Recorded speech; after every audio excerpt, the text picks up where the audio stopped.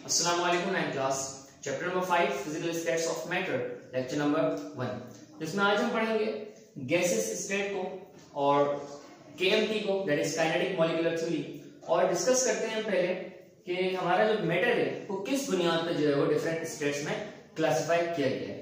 जैसे कि हम जानते हैं हमने लास्ट चैप्टर के अंदर पढ़ा था intermolecular forces and intermolecular spaces. ठीक है, इंटरमॉलिक्यूलर स्पेस की वजह से कि एक मॉलिक्यूल दूसरे मॉलिक्यूल के दूर होने की वजह से हमारी जो स्टेट्स होती हैं मैटर की वो फॉर्म होती हैं। सबसे ज्यादा जो करीब एटम्स होते हैं किसमें होते हैं? सॉलिड्स में होते हैं।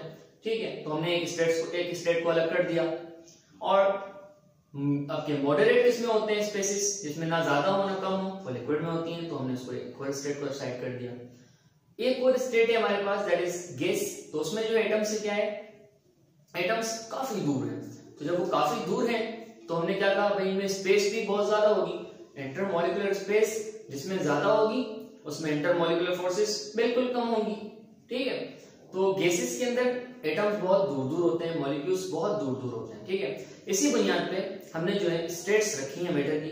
जैसे हम इस चैप्टर में पढ़ेंगे solid, liquid, gas, plasma and Bose Einstein condensate. ठीक है, तो स्टार्ट कर रहे हैं हम गैसेस से।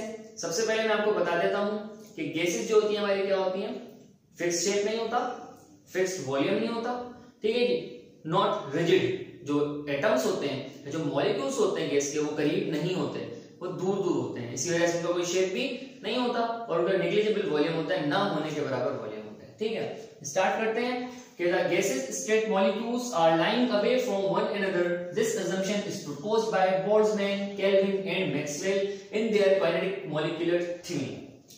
Gaseous state के अंदर जो मॉलिक्यूल्स होते हैं वो लाइंग अवे होते हैं, दूर दूर होते हैं। किससे? फ्रॉम वन अनदर, एक दूसरे से। ठीक है जी, ये किसने assumption दिया था? This assumption was proposed by Boltzmann है, ये साइंटिस्ट है। ठीक है, केल्विन ये भी साइंटिस्ट है और मैक्सवेल ये भी साइंटिस्ट है। ठीक है, in their kinetic molecular theory, ये जो है वो एक थ्योरी है जो तीनों स्टेट्स ऑफ मैटर के ऊपर जो है वो लगती है। और इसी हिसाब से इसी को पढ़ने के बाद हम जो है आपके स्टेट्स ऑफ मैटर को या हर मैटर की स्टेट को जो है अच्छी तरह से डिफाइन कर सकते हैं। तो गैस के लिए किस तरह से? According to KMT, gases has following characteristics. KMT के मुताबिक हमारे गैस की कुछ कैरेक्टरिस्टिक्स होती हैं, कुछ आपके उसकी प्रॉपर्टीज होती हैं। क्या होती हैं? पहला पॉइंट है the molecules of gases widely separated from each other. जो मॉलिक्यूल्स होते हैं गैस के वो एक दूसरे से दूर होते हैं, वाइडली सेपरेट होते हैं। ठीक है, the molecules has negligible volume. जो आपका वॉल्यूम होता है गैस मॉलिक्यूल्स का, वो नेग्लिजिबल होता है, ना होने के बराबर होता है। The gas molecules are in constant random motion. जो गैस के मॉलिक्यूल्स होते हैं वो किसमें होते हैं? कांस्टेंट रैंडम मोशन में होते हैं। ठीक है, मतलब वो घूमते फिरते रहते हैं, चलते फिरते रहते हैं। ठीक है, रुकते नहीं है, मोशन में रहते हैं। इसलिए जो है वो काइनेटिक वर्ड का इस्तेमाल किया गया है। काइनेटिक का मतलब इन मूवमेंट होता है। The gas molecules moves in straight line until they collide with each other over the wall of container. जो गैस के मॉलिक्यूल्स हैं वो मूव्स इन स्ट्रेट लाइन, सीधे चलते रहते हैं। कब तक? तब तक वो until they collide, जब तक वो टकराए ना किससे? each other, आपस में, और the wall of the container, और कंटेनर की वॉल से। क्या मतलब? इस तरह से एग्जांपल है इसकी। और फोर्थ से हमने कहा कि ये जो है हमारा एक कंटेनर है जिसके अंदर गैस के मॉलिक्यूल्स हैं। ठीक है, अब गैस के मॉलिक्यूल्स क्या करेंगे? वो स्ट्रेट मूव करते रहते हैं। ये एक गैस का मॉलिक्यूल, दूसरा गैस का मॉलिक्यूल। ठीक है, अब ये क्या करते हैं? आपस में सीधे चलते रहते हैं, घूमते रहते हैं। लेकिन क्या होता है इनके सीधे चलने की वजह से ये मॉलिक्यूल जो है इस मॉलिक्यूल से टकराएगा, और जब इससे टकराएगा तो कोलिजन होगा, और जो कोलिजन होगा कहां जाके लगेगा? वो सारा कोलिजन वो वॉल ऑफ द कंटेनर पे लगेगा। ठीक है, तो गैस के मॉलिक्यूल सीधे चलते हैं, लेकिन जब वो टकराते हैं आपस में या कंटेनर से, वॉल ऑफ द कंटेनर से, तब वो क्या हो जाता है? उनकी डायरेक्शन चेंज हो सकती है। The collision of gas molecules is purely elastic, they do not lose energy on collision. जो कोलिजन हो रहा है गैस मॉलिक्यूल्स का वो क्या है? वो प्योरली इलास्टिक है।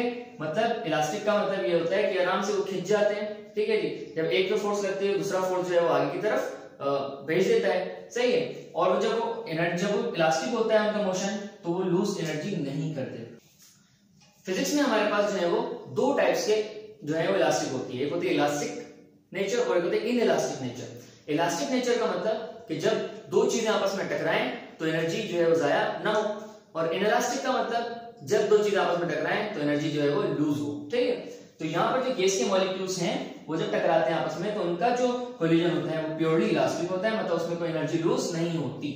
Pressure is produced when molecules collide, जब आपके मॉलिक्यूल्स आपस में टकराते हैं, कोलिजन होता है, तो प्रेशर जो है वो गैस के अंदर प्रोड्यूस होता है। इसीलिए जो है वो सिलेंडर को हिलाने से मना किया जाता है, ठीक है, ज्यादा उसको मूवमेंट करने से मना किया जाता है। जब गैस के मॉलिक्यूल्स जब उसमें टकराएंगे तो प्रेशर जनरेट होगा, प्रेशर की वजह से वो ब्लास्ट हो सकता है।